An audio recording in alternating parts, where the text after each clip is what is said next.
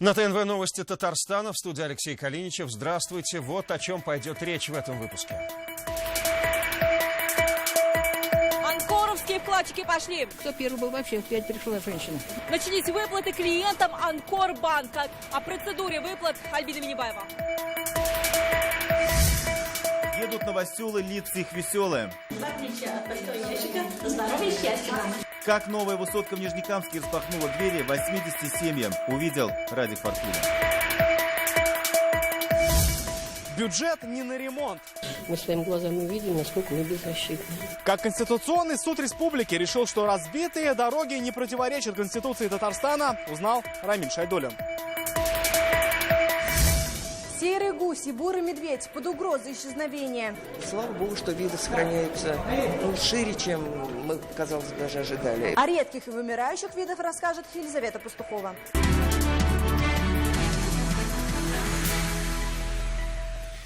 Дефицита куриного мяса не будет. Сегодня в Набережных Челнах компания «Агросила» запустила новое производство по переработке мяса птицы. Это крупнейший инвестиционный проект в России стоимостью свыше 3 миллиардов рублей и реализованный в рекордно короткие сроки.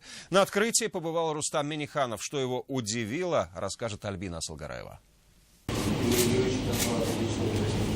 300 наименований продукции только из татарстанской курятины. Производственные мощности позволяют перерабатывать в день 144 тонны мяса. Все производство автоматизировано. Единственная компания, вот мы, которая в промышленном масштабе будет делать сырокопченые колбасы именно из мяса птицы. В промышленном масштабе. В том числе халяльные продукты, сырокопченые. Сегодня здесь трудится 585 человек. К концу года сотрудников станет еще больше.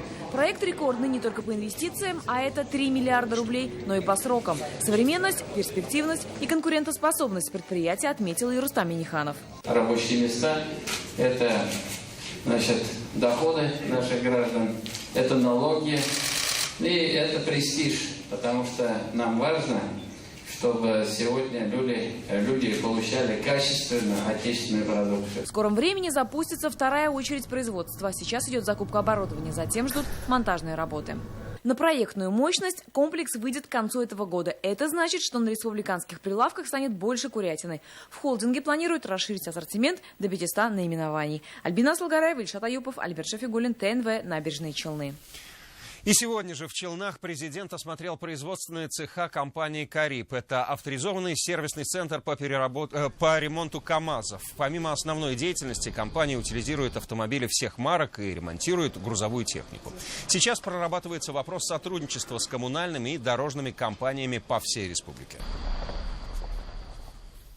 Глава Сбербанка рассказал о первых итогах эксперимента «Карта жителя». В октябре пилотный проект запустили в Зеленодольске.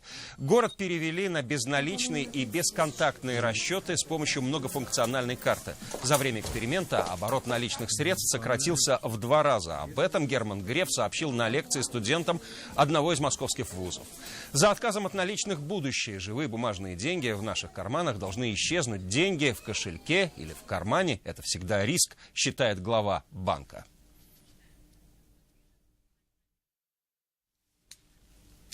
А сегодня вкладчики Анкорбанка начали получать страховые выплаты. За деньгами выстраивалась очередь с 5 утра. В Казани выплаты производятся по 7 адресам Росгострахбанка. По Татарстану порядка 20 тысяч клиентов, которые должны получить свои деньги. Альбина Минибаева узнала, когда подходить в банк-агент, чтобы потратить меньше времени и нервов.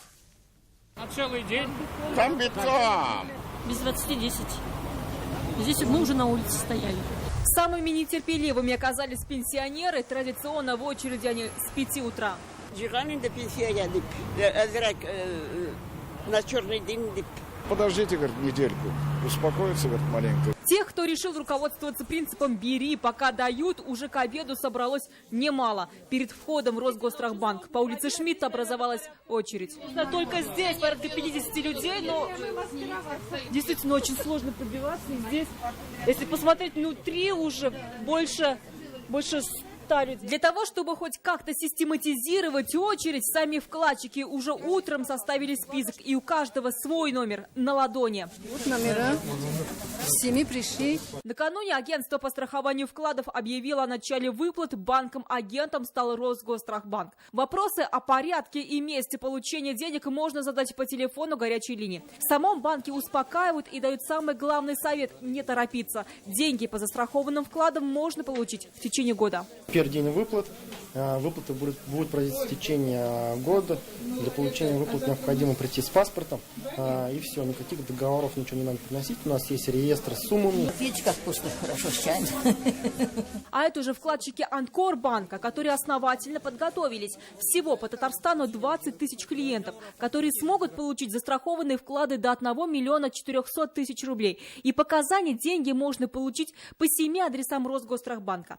Альбина Минибаева, Амир Залюшев, ТНВ, Казань.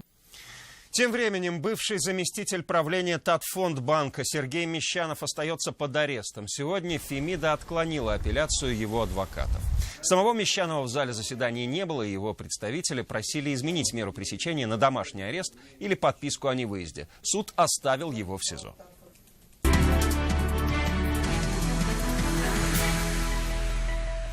Ждали 10 лет, осчастливились за день. Сегодня ключи от соципотечных квартир начали получать первые из 80 нижнекамцев. Они въезжают в новую 10-этажку по улице Фикрята Табеева. Почему квартиры новой планировки новоселы зовут хоромами, расскажет Радик Фархулин. Прошу, проходите. Жили в малосемейке, ждали лучшей жизни. 20 лет Резида Хузина грезила о собственной квартире. И вот кухня, санузел и 3 просторные комнаты, только их. Переезжают и 3 сына Резиды. Жалко, что их нету, конечно, рядом. Они бы, наверное, отсюда и не вышли бы сегодня. Здесь ночевали бы, на полу спали бы. Счастливчики не только Хузины. Остальные новоселы, инвалиды, малообеспеченные семьи. Им достались квартиры по найму, а еще работники предприятий города. У них соципотека. Раз, два, три, 4 ключа от квартиры, 2 ключа от почтового ящика. Здоровья и счастья вам. Одна за другой высотки возникали за считанные месяцы. На улице Табеева их построил подрядчик из Ижевска. На последнюю 10-этажку ушло меньше года, но успели почти все. Строители отделали подъезды и квартиры, провели свет, газ, воду. С начала года Госжилфонд уже сдал десятки подобных домов в Челнах, Казани, Нижнекамске, Арском, Лаишевском и Апастовском районах. Все в рамках программы «Социальная ипотека». За 11 лет жилищные условия улучшили 98 тысяч татарстанских семей. Радик Фархулин, Рамиль Шайдуллин, Наталья Лушникова, Максим Липин, ТНВ Нижнекамск. Разбитый двор не противоречит главному закону. Сегодня вопрос жителей домов по улице Лаврентьева, Казани, рассмотрел Конституционный суд Татарстана. Истцы заявили, что двор не ремонтировали больше 30 лет. Асфальт изношен настолько, что невольные падения и переломы только часть беды. Не доезжают экстренные службы. Однако это, как оказалось, не нарушает конституционные права истцов. Откуда сейчас ждать помощи, выяснял Рамиль Шайдуллин. Эти кадры еще с зимы, тогда ямы были забиты льдом, а жалоба на рассмотрении. Двор по Лаврентьево не видел ремонта десятилетия. Когда падали и ломали конечности, жильцы боялись за здоровье, потом и за жизни. Когда у нас в прошлом году произошел пожар в соседнем доме, мы видели, как пожарные машины не могли проехать к очагу возгорания. Мы своими глазами видели, насколько мы беззащитны. Пожарная машина просто не заехала во двор. Преграда ямы. Итог – смерть человека. Претензия его соседей Мироновой, Новоселовой и Гурова в Конституционном суде сразу по нескольким вопросам. Куда идут деньги дорожного фонда и не нарушаются ли нормы главного республиканского документа?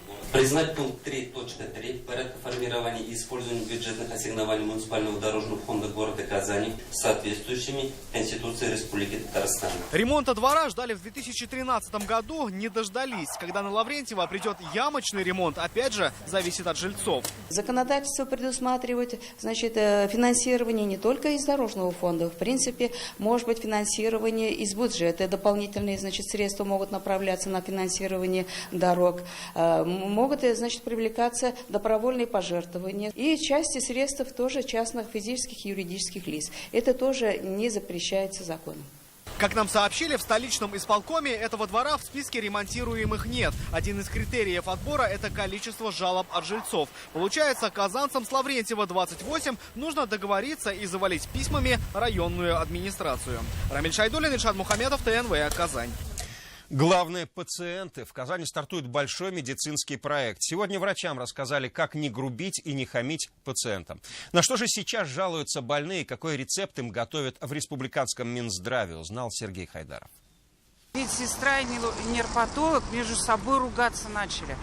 Это какое нормально? Любовь Зайнуллина ушла из поликлиники, не выдержав ссоры между врачом и медсестрой. Кто-то часами ждет своей очереди, кто-то нарвется на хамство, а кому-то ждать подпись целый день. Зарплату прибавить врачам ни в коем случае. Пусть они сначала заслужат это.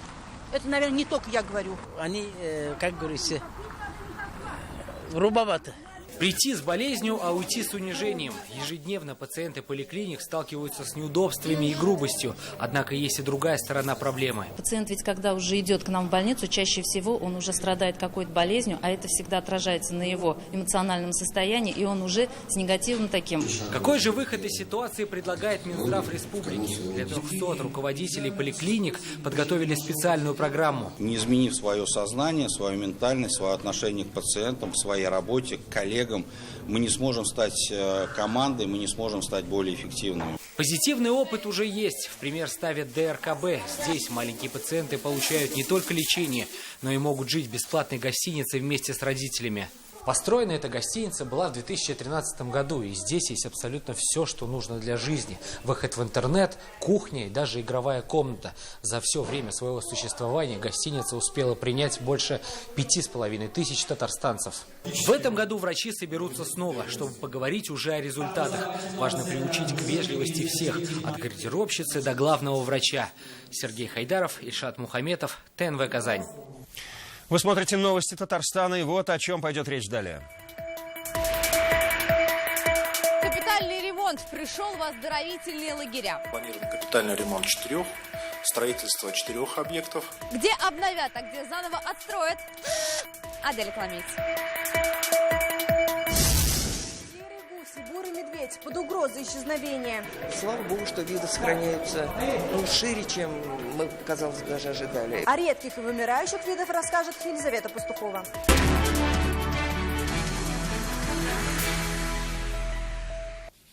Сегодня богатые Сабы в центре спортивной России. Там стартовал общероссийский турнир по настольному теннису памяти Нургали Минниханова. Более 250 участников из 20 регионов ударят ракетками в борьбе за победу. На открытии побывал Рустам Минниханов. Будущих чемпионов увидел Нияз Рахман.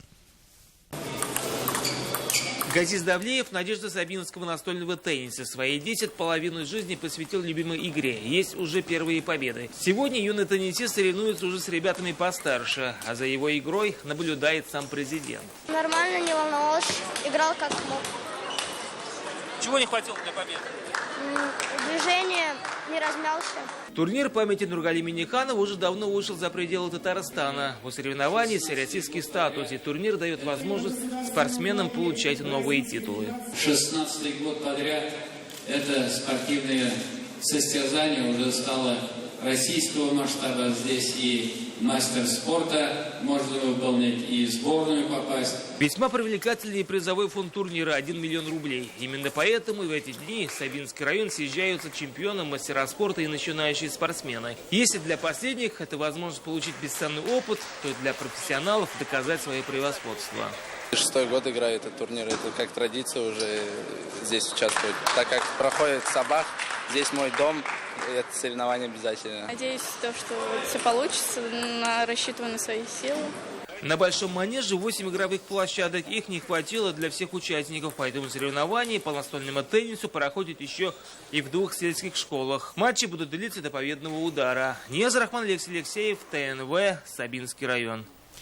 В Бугульме сегодня решали, как повысить деловую активность населения и способствовать эффективному развитию малых форм хозяйствования. На сессию района приехал председатель Госсовета Фарид Мухамедшин. В районе действует 11 крупных сельхозформирований и более 60 крестьянско-фермерских хозяйств. Их доля в общей валовой продукции составляет почти 30%. Но кардинально повлиять на ситуацию в районе пока не могут. Низкой остается и урожайность, всего 17,5 центнеров с гектара. В Минском районе уровень, во-первых, низковат, я бы сказал, мягко, и возможности достаточно большие. Сейчас надо конкретно этим делом заниматься, разработать собственную программу вникнуть во все эти дела каждому главе поселения, а главам поселения отводится главенствующая роль в достижении целей по решению этой задачи. Сегодняшнее обсуждение, оно порукой явится тому, что активизация в Бугульминском районе тоже, как и в целом по Татарстану, произойдет. 100% охват двухразовым горячим питанием школьников. Такой высокий показатель Ильдар Халиков назвал сомнительным. Премьер-министр провел совещание по вопросам организации горячего питания в школах республики. Доверять не только отчетам глав районов, но и самим проверить. Министр образования озвучил районы, где не кормят детей горячим 2 раза в день. Это Актанышский, Бавлинский, Камско-Устинский, Кукмарский, Мензелинский, Пестричинский и Ютазинский районы. Знаете, что президенту удалось отдельное поручение провести и проверку, и состояние, и также подготовить предложение, что можно сделать, что необходимо сделать для того, чтобы и текущую ситуацию улучшить, и разработать постоянно действующие контрольные мероприятия.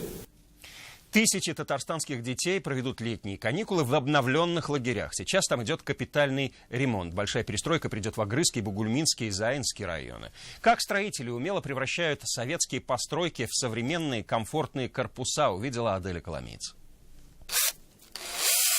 На часах 12, но строители не торопятся на обед. Одни монтируют систему отопления, другие обрамляют окна. В лагере «Пионер», что под Казанью, в этом году по плану реконструкция одного корпуса. Каркас обшили, здание утеплили, впереди покраска и разделение площади на комнаты. Здесь будет жилая зона. Начата работа 16 января этого года. И планируем закончить реконструкцию этого корпуса к 1 мая. Разница между тем, что было и стало, колоссальная. «Пионер» со времен пионеров работает более 70 лет. Первых отдыхающих лагерь «Пионер» принял еще в 1946 году. Со времен Советского Союза здесь до сих пор стоят вот такие вот деревянные корпуса. И в прошлом году в них еще жили дети. На этом месте еще в прошлом году стоял точно такой же деревянный корпус. Реконструировать его было попросту нерентабельно, поэтому решено было снести и отстроить здание заново. Чтобы заменить деревянный барак на современный корпус, ушло 3 месяца. Лагерь преображается каждый год, рассказывает его начальник. В 2016-м по программе капремонта здесь уже привели в порядок 2 корпуса. Отремонтировали стены, кровлю, фасады, внутреннюю. Большой ремонт пришел в лагеря по всему Татарстану. В этом году в рамках республиканской программы отремонтируют и реконструируют 7 детских оздоровительных учреждений. В некоторых появятся новые объекты. Бугульминский, Заинский, Тазинский, Агрызский районы. Это будет проводиться капитальный ремонт. Строительство Агрызский, Спасский, Бугульминский, Зеленодольский районы. Все работы обещают завершить к 1 мая. За 2 года в Татарстане в рамках республиканской программы отремонтировали 36 лагерей, построили 5 новых и в одном провели реконструкцию. На эти цели потратили более 300 миллионов рублей. Адель Коломейц, Рамзиль Гарипов, ТНВ, Зеленодольский район. К съезду народов Татарстана представят передовые наработки, как предотвращать межнациональные и межконфессиональные конфликты. Сегодня в Казани под эгидой Общественной палаты России открылась посвященная этому научная конференция. На ней должны дать ответ вызовам современности, глобализации, экстремизму и терроризму. Что говорит и что делает наука, чтобы люди жили в мире и согласии, выслушал Дмитрий Аринин. Ребята, давайте жить дружно. Кот Леопольд. Известный миротворец советского времени, или, как сейчас бы сказали, медиатор. Так вот, сегодня специалисты по медиации обсуждали, что еще можно предложить, чтобы улаживать конфликты. Говорили в основном, как быть с противоречиями, что рождаются на почве отношений людей разной веры и национальности. Республику площадкой такого обсуждения выбрали потому, что у нас веками разные этносы живут в мире и согласии. Как говорят, такой опыт, накопленный историей, особенно полезен в современных реалиях. Изменилось в мире, в республике, миграционные процессы, все остальные. Поэтому, конечно, требуется вот такой научный анализ, научный подход к этим весьма сложным проблемам. Высказать свои взгляды на решение проблемы конфликтов приехали более полусотни специалистов из разных регионов страны. Это и представители вузов, духовенства, общественные деятели. Как говорят, конфликты были, есть и будут. Устроены так люди. Главное, разногласия минимизировать. Для людей нужно донести одну очень простую вещь. Только вместе мы сможем справиться с теми вызовами, которые нам предлагает современность. Такое вот разноцветное общество – это и есть сильная сторона нашей Родины. Из этого тезиса участники вывели еще одну глобальную задачу. Нужно добиться чистоты человеческих душ. Каждый человек должен задуматься, для чего он в этот мир пришел. Этот человек должен вот это предназначение найти и жить в гармонии с собой И когда вот это будет, у него, наверное, будет и душа чистая, и у него не будет конкурентов, у него не будет врагов. Все умозаключения такого разговора по душам еще предстоит систематизировать и проанализировать, а затем результаты представить на съезде народов Татарстана. Дмитрий Ирин, Андрей Корсинский, ТНВ, Казань. 70 добавили, 140 исключили, а бурых медведей все еще не хотят вычеркивать из списка краснокнижных. В Казани сегодня презентовали 3-е издание Красной книги Татарстана. 10 лет ученые и специалисты искали редких животных и растения, о которых теперь можно узнать только из книги, выяснила Елизавета Пастухова. Бурые медведи в прошлом жили в Евразии, Северной Америке и горах Северной Африки. Сейчас их там встретишь редко. Однако в Татарстане они еще есть. Ученые насчитывают около 120 особей. Но этого мало. В Красную книгу Татарстана включены 70 новых видов животных, растений и грибов, такие как стерлядь, заяц-беляк или же цветы орхидеи. Из них 10 видов обнаружили впервые за последние десятилетия. Тем временем есть и те, кого из красной зоны исключили. Это порядка 150 особей. Была проделана большая работа в течение 10 лет, обеспечивался сбор информации о состоянии распространения редких видов диких животных, растений и грибов, обитающих на территории нашего региона.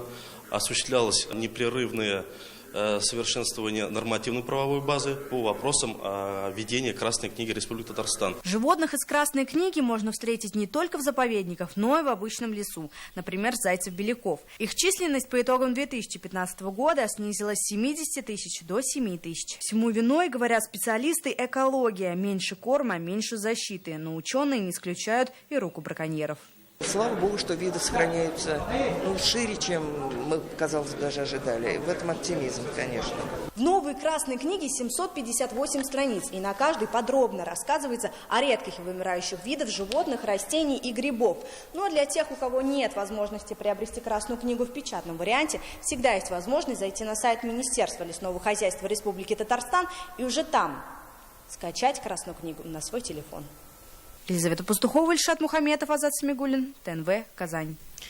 Лярта дель Арко продолжается. 5-й международный фестиваль, который в переводе на русский звучит как «Искусство смычка» после Нижнекамска, вновь в Казани. Сегодня на сцене долгожданные гости. Кто же приехал в столицу Татарстана и какая программа ждет публику? Об этом в 21:30 расскажет моя коллега Елена Новгородцева.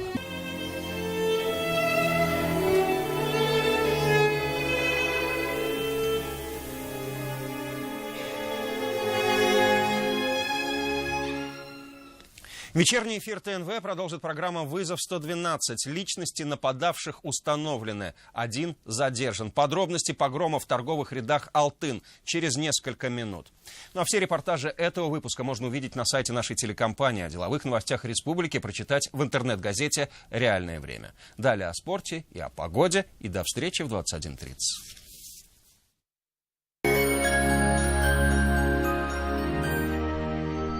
Огромный ассортимент портьерных тканей, постоянное обновление коллекции, портьерный салон «Феерия». В автоцентре «Марка» невозможное возможно. Купи новый Nissan 2017 года по прошлогодней цене. Звони 4 пятерки 3 единицы. В поисках выгодного предложения ипотеки вы обходите много адресов. Заоблачное, высокое, среднее, рыночное. Но если вы ищете низкую ставку, запишите. Выгодная. Банк Аверс. Здесь живет доступная ипотека с государственной поддержкой. Банк Аверс. Доступная ипотека здесь. В Акосе выгодное предложение на автомобиле Nissan. Выгода до 180 тысяч рублей. И не только. Звони 276 70 70. Акос. В магазинах «Идеал» еженедельные поступления обуви из Испании, Сербии, Турции и России. Наркологический центр «Эра». Лечение, реабилитация алкоголизма и наркомании. Профессиональный подход. Точка отсчета вашей трезвости. Кан Авто, официальный дилер автомобилей УАЗ, в марте увеличил выгоду до 110 тысяч рублей. Приезжай и обменяй свой автомобиль на новый УАЗ Патриот и получи дополнительные подарки. Кан Авто, 230 30 30. В лаборатории Манол каждый день кипит работа. Наши инженеры разрабатывают новые формулы, чтобы двигатель работал чище, стабильнее, мощнее. Команда! Alles von alles. Азина Авто скидывает до 20% стоимости на автомобили «Лада». На всех автомобилей не хватит. Стань владельцем «Лада» уже сейчас в Азина Авто. Азина Авто 512 12 12. Только до конца апреля. Новая программа в Челнинском дельфинарии. 39-е царство в гостях у дельфинов. Звоните 70 16 42. Только до конца марта. «Лада Веста» с выгодой до 30 тысяч, «Лада Гранта» до 60 тысяч и X-Ray до 90 тысяч рублей. Подробности на сайте parus.lada.ru. Автоцентр «Парус». Артрит, остеохондроз, гипертония. От этих и других заболеваний может помочь аппарат Елатомского завода «Алмак-01». В марте весенние цены на «Алмак-01» в аптеках «Алия», «Бережная аптека» и сети «Казанские аптеки». Подбираешь себе автомобиль? Хватит думать. Только в марте в Транстехсервис. Volkswagen Polo за 509 900 рублей и Volkswagen Tiguan за 1 миллион 99 тысяч рублей. Позвони сейчас. Volkswagen.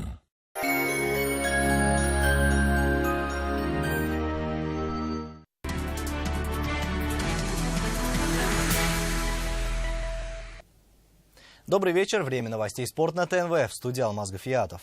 Сегодня в Екатеринбурге прошел матч между молодежными командами «Урала» и «Рубина». Футболисты казанского клуба проиграли с минимальным счетом 2-1.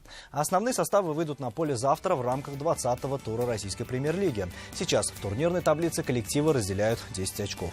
А «Рубину» до кубковой четверки необходимо набрать еще 5 баллов. И сегодня стало известно, что произошло изменение в составе судейской бригады. Вместо Виталия Мешкова игру будет судить 29-летний арбитр из Азова Артем Чистяков. Казанцы отправились покорять «Урал» в полном составе. Стартовые списки сможем увидеть непосредственно перед самим поединком. Начало встречи в 14:00. «Урал» – очень непростая команда, которая хорошо играет при своих трибунах. Самое главное – это то, что мы сами делаем на поле. Мы единая команда. Когда мы выигрываем, мы делаем это вместе. Когда проигрываем, мы тоже должны быть единым целым. И мы будем стремиться во что бы то ни стало победить. Татарстанские спортсменки стали призерами первенства Европы по пауэрлифтингу. Катерина Жильцова и Алина Давлетшина смогли подняться на пьедестал в Дании. Большинство трофеев местные атлеты оставили у себя на родине. Жильцова в весовой категории 43 килограммов в сумме троеборья подняла вес в 235 килограммов, тем самым завоевав третье место. В свою очередь Алина, выступавшая в весовой категории 84 килограмма, заняла второе место с итоговым весом 412,5 килограммов. Сами спортсменки отметили, что отсутствие золота на этих соревнованиях дает еще больший стимул при подготовке к чемпионату мира, который пройдет в июне в городе Минске. И к другим темам. Казань в ожидании крупных соревнований по прыжкам в воду. С 31 марта по 2 апреля во Дворце водных видов спорта пройдет этап мировой серии «Фина». А уже завтра в Центре гимнастики стартует первенство России по художественной разновидности. Турнир будет проводиться в групповых упражнениях. Участниками соревнований станут команды, представляющие 40 регионов страны. Татарстан представит сборной республики. Бронзовый призер – первенство Приволжского федерального округа. По итогам турнира сформируется состав для международных стартов. Церемония открытия состоится завтра в 14:00. И это все новости спорта к данной минуте. Будьте здоровы и занимайтесь спортом. До свидания.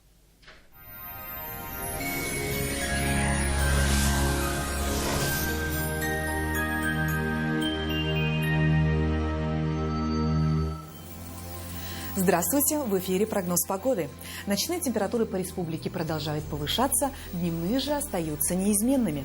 18 марта на юго-востоке облачная погода, ночью -7, днем также столбики термометров покажут минусовые значения около 3 градусов. На северо-востоке ночью без осадков -5, днем местами пройдет снег и около 0. На севере Татарстана переменная облачность без осадков. Ночью -7, днем около 1 градуса мороза.